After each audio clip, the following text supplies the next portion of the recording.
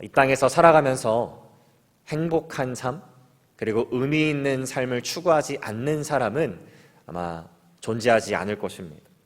그런데 사람마다 꿈꾸는 행복, 그리고 추구하는 삶의 의미가 다 다르다는 것 또한 여러분 잘 알고 계실 것입니다. 어떠한 사람들은 내가 물질적으로 풍요로워지면 내 삶이 행복해지고 내 삶이 의미 있는 삶이 될 것이다 라고 생각하면서 돈에 매여 있는 사람들이 있기도 하고요. 또 어떤 사람들은 내가 사회적인 지위가 높아지면 그렇게 행복하고 의미 있는 삶을 살아갈 수 있을 거라고 생각하고 내가 사회에서 높아지기 위한 모든 몸부림을 치면서 살아가는 사람이 있을 것입니다. 또 어떤 사람은 내가 이 세속적인 것들을 다 포기하고 그냥 산에 들어가서 혼자 사는 것이 가장 행복하고 가장 의미 있는 삶이라고 생각해서 모든 것들을 정리하고 산속에 작은 집을 짓고 사는 사람도 있을 것입니다. 여러 가지 형태, 여러 가지 모습으로 사람들은 그렇게 행복, 의미 있는 삶을 추구하지만 성경이 제시하고 있는 삶의 의미 그리고 행복한 모습은 우리가 이 세상에서 보는 많은 사람들이 꿈꾸고 있는, 많은 사람들이 그리고 있는 그런 모습과는 전혀 다르다라는 것을 우리가 말씀을 보면 깨달을 수가 있습니다. 대표적으로 오늘 본문 20절 말씀, 첫 번째 말씀인데요. 이 말씀을 보시면 지혜자는 말씀에 주의하는 자들이 좋은 것을 얻게 된다라고 말하고 있고요. 또 여호와를 의지하는 자가 복이 있다 이렇게 기록하고 있습니다.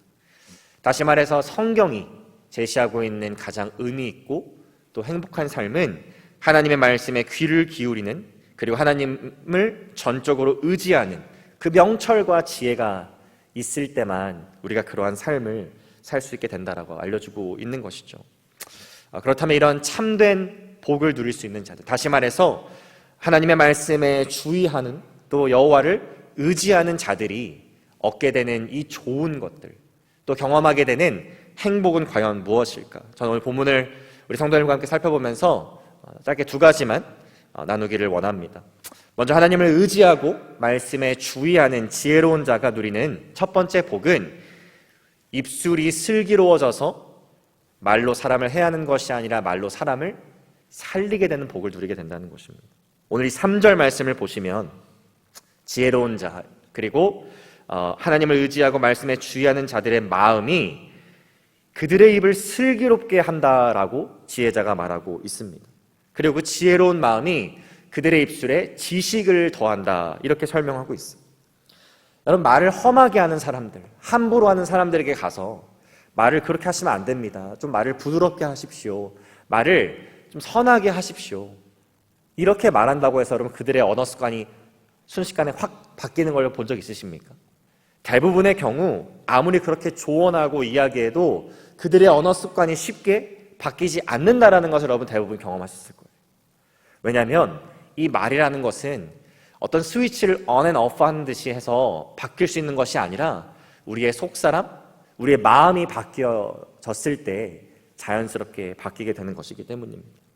그래서 우리의 언어 습관이 바뀌려면 그냥 단순히 말을 예쁘게 하세요, 말을 좀 선하게 해보세요 라는 그런 말만 해서 되는 것이 아니라 우리가 그리스도를 제대로 만나고 우리의 마음이 새로워져서 우리가 하나님을 의지하는 자, 주님의 말씀에 주의를 기울이는 자가 되었을 때 우리의 언어 습관이 바뀌게 된다는 것입니다. 저는 그것을 직접 중학교를 졸업하고 나서 예수님을 인격적으로 만났을 때 경험한 적이 있는데요. 많은 청소년들이 경험하는 것이지만 멋있게 보이면 안 되는 것들이 멋있게 보일 때가 있고 또 멋있게 보여야 될 것들이 멋있지 않게 보이는 그런 시기가 청소년 시기에 찾아오죠. 분별력이 아직 미숙한 시기니까요.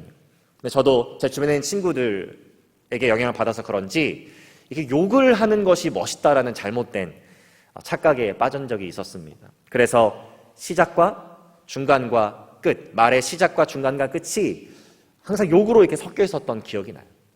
그런데 제가 중학교를 졸업하고 하나님께서 은혜를 주셔서 제가 인격적으로 하나님을 만나게 되었습니다. 그리고 나서 제 삶에 여러 가지 많은 변화가 찾아왔는데 그 중에 하나가 무엇이냐면 제 말에 또 언어의 습관이 바뀌기 시작했다는 거예요. 하나님께서 그러한 비속어, 욕설을 입에 담는 것을 하나님께서 기뻐하시지 않는다라는 확신이 생겼고 또 그것들을 내 삶에서 제거하기 위한 영적인 싸움을 그때 시작했던 것 같습니다. 그래서 한 6개월에서 8개월 정도 이 입술에서 욕을 제거하는데 연습을 했던 것 같아요. 훈련을 했던 것 같아요. 그리고 그 정도 시간이 지났을 때 속으로는 물론 욕이 나올 때가 많이 있지만 입술로는 그 비속어나 욕을 사용하지 않을 수 있게 그렇게 훈련을 했던 기억이 납니다. 누가 시킨 것도 아닌데, 누가 욕 좀 끊어라 말한 것도 아닌데 주님을 만나니까 저의 속사람이 바뀌어지게 되니까, 새로워지게 되니까 이 언어의 습관도 달라지게 된 것입니다. 여러분, 이렇게 하나님의 은혜 가운데 지혜를 얻어서 하나님의 말씀에 주의하고 또 하나님을 의지하는 그 마음을 가진 사람들이 입술의 열매가 변하게 되면 궁극적으로 우리에게 얻어지는 복이 무엇일까? 4절 말씀에 보면 이렇게 기록되어 있습니다. 선한 말은 꿀송이 같아서 마음에 달고 뼈에 양약이 되느니라. 쉽게 말해서 그러한 말, 마음이 새로워져서 아름다운 입술의 열매를 맺는 사람들의 말은 듣기에도 좋을 뿐만이 아니라 그 말을 듣는 사람들을 치유하기도 하고 무너진 관계를 회복시키기도 한다는 것입니다. 그래서 양약이라고 표현하고 있는 것이죠.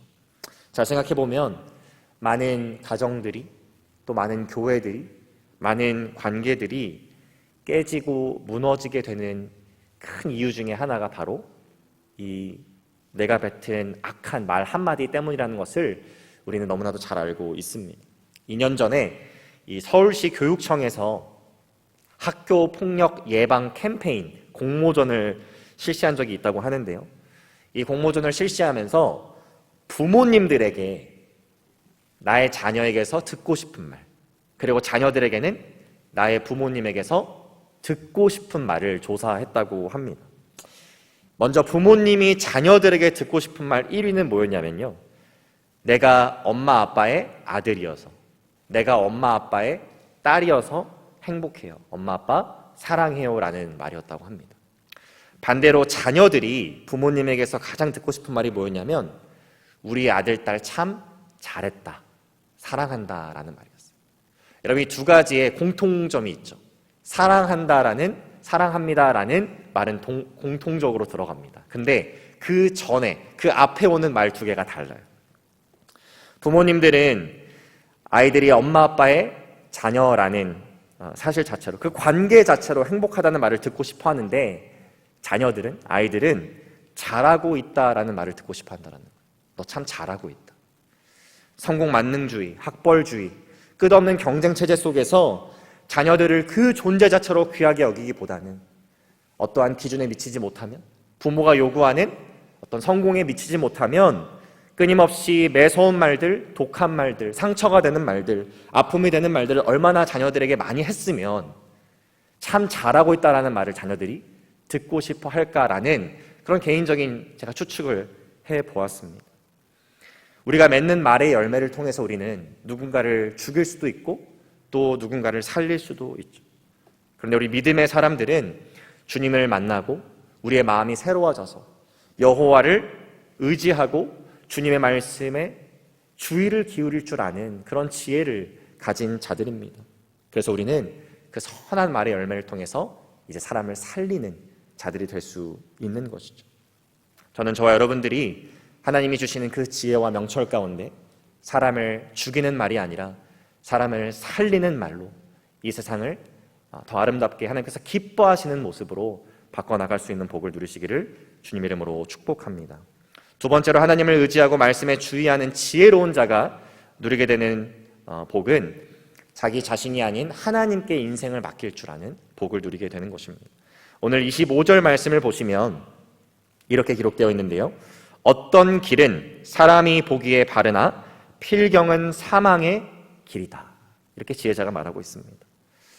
내가 살아가면서 분명히 옳다고 생각하면서 걸어간 그 길, 맞다고 생각하면서 걸어간 그 길이 하나님의 시야와 하나님의 시선에서는 가장 악하고 멸망으로 향하는 길일 수도 있다라고 지혜자가 설명하고 있는 거예요.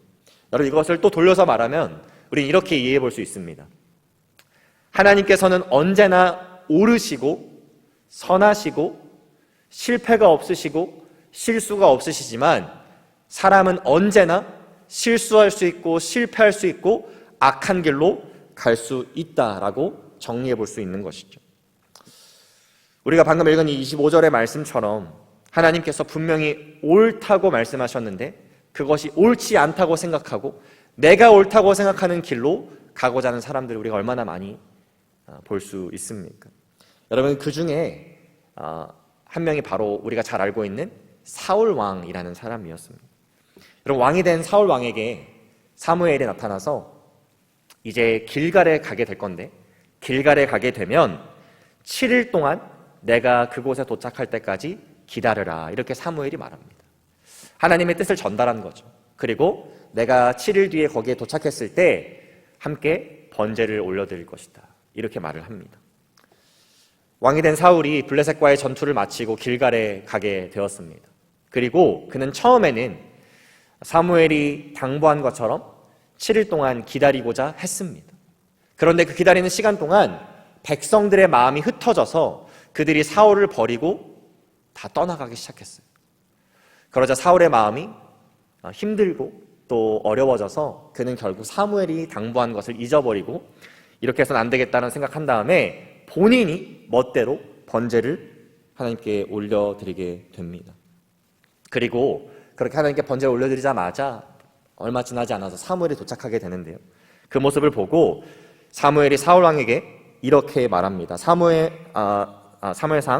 13장 13절부터 14절까지의 말씀인데요, 사무엘이 사울에게 이르되 왕이 망령되이 행하였도다. 왕이 하나님 여호와께서 왕에게 내리신 명령을 지키지 아니하였도다. 그리하였다면 여호와께서 이스라엘 위에 왕의 나라를 영원히 세우셨을 것이거늘 지금은 왕의 나라가 길지 못할 것이라. 여호와께서 왕에게 명령하신 바를 왕이 지키지 아니하였으므로 여호와께서 그의 마음에 맞는 사람을 구하여 여호와께서 그를 그의 백성의 지도자로 삼으셨느니라. 여러분, 별거 아닌 것 같은데 하나님께서 옳다고 하신 것을 내 멋대로 옳지 않다라고 판단해버리고 내가 옳다고 생각하는 행동을 해버렸을 때 사울은 하나님께 버림받게 되었고 또 멸망의 길, 패망의 길로 가게 되었다는 것입니다. 오늘 본문 33절 말씀을 보시면 유명한 말씀이죠. 제비는 사람이 뽑으나 모든 일을 작정하기는 여호와께 있다, 여호와께 달려있다. 지혜자가 우리에게 가르쳐주고 있습니다. 우리가 삶을 살아가다 보면 분명히 우리가 결정해야 되고 또 그 결정을 실행에 옮겨야 되는 일들이 많이 찾아오게 됩니다. 그런데 지혜자는 그럼에도 불구하고 우리가 꼭 기억해야 될 것이 있다라고 오늘 본문의 말씀을 통해서 알려주고 있어요. 내가 결정하고 내가 실행에 옮겨야 되기 때문에 내 삶의 주인이 나라는 착각에 우리가 빠질 수 있지만 내가 결정하고 내가 실행에 옮긴다고 할지라도 결국 나의 삶의 주인이 하나님이심을 고백하고 또 하나님께 나의 삶을 맡겨드릴 수 있어야 된다는 것이 진짜 지혜라고 우리에게 가르쳐주고 있는 것입니다. 제가 어느 한 교회 주차장을 이렇게 지나가다가 여러분 차 뒤에 보시면 이렇게 왼쪽이나 오른쪽에 문구 같은 거를 붙여놓는 거 보신 적 있으시죠? 네, 그때 제가 봤던 문구 중에 하나가 Believe in yourself라는 문구였습니다. 참 아이러니하죠. 예배를 드리러 온 차 뒤에 Believe in yourself라는 문구가 붙어 있었습니다. 그런 문구들이 어떠한 의미를 내포하고 있는 것일까요? 내가 내 자신을 더 신뢰해야, 내가 내 자신에 대한 자존감이 더 높아져야 인생에서 참된 행복과 성공을 누릴 수 있다라는 그런 어찌 보면 가장 세상적이고 또 세속적인 그런 의미가 내포되어 있는 문구입니다. 여러분, 그러한 비스무리한 문구가 이 세상에 얼마나 많이 난무하고 있나요? 그런 비스무리한 모티베이셔널 스피치가 얼마나 많이 난무하고 있습니까? 그런 내용을 담는 책들이 얼마나 많이 베스트셀러로 지금 팔리고 있나요? 그런데 우리 믿음의 사람들은 진짜 하나님의 사람들이라면 Believe in myself or believe in yourself 그 멘탈리티로 살아가는 것이 아니라 Believe in Jesus Christ, Believe in God의 사람들이 되어야 하는 것입니다. 왜냐하면 우리는 끝없이 실패하고 실수하고 악한 길로 걸어갈 수 있는 존재이지만 우리가 믿는 하나님께서는 단 한 번도 실수가 없으시고 실패가 없으시고 언제나 선하고 아름다운 길로 우리를 인도하시는 창조주이시고 참 하나님이시기 때문이죠. 그래서 우리가 우리의 인생을 하나님께 전적으로 맡길 수 있을 때, 우리의 인생의 주인이 하나님이심을 고백할 때 우리는 참된 행복, 또 진짜 의미 있는 삶을 살아갈 수 있게 되는 것입니다.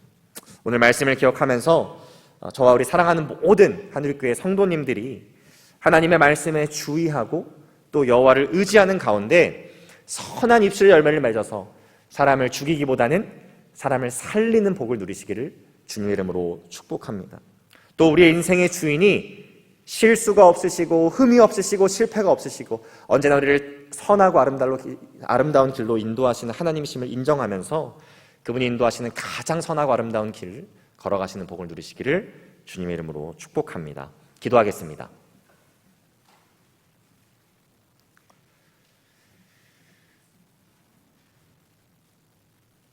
사랑의 하나님, 우리에게 지혜를 주셔서 말씀에 주의하고 또 여호와를 의지하는 삶을 살아가게 하여 주옵소서. 하나님, 우리의 입술의 열매가 때로는 너무나도 악하고 또 사람을 죽이는 말들로 가득하여서 하나님의 영광을 가릴 때가 많음을 고백합니다.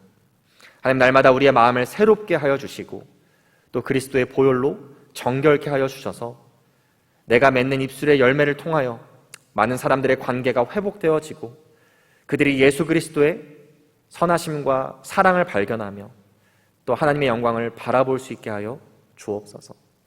또한 하나님, 우리가 이 땅을 살아가면서 내가 나의 삶의 주인이라고 착각하며 살아갈 때가 많이 있음을 또한 겸허히 고백합니다.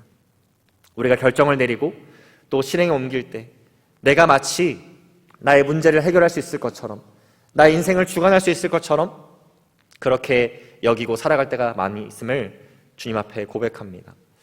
하지만 주님, 우리에게 참된 지혜를 주셔서 오직 하나님께서 실패가 없으시고 실수가 없으시고 우리를 가장 선하고 아름다운 길로 인도하시는 그 하나님께서 나의 삶의 주인이 되셨을 때에 내가 가장 행복하고 의미 있는 삶을 살아갈 수 있다는 것을 잊지 않게 하시고 오직 주님께 내 삶을 전적으로 맡겨드릴 수 있는 복된 인생이 되게 하여 주옵소서.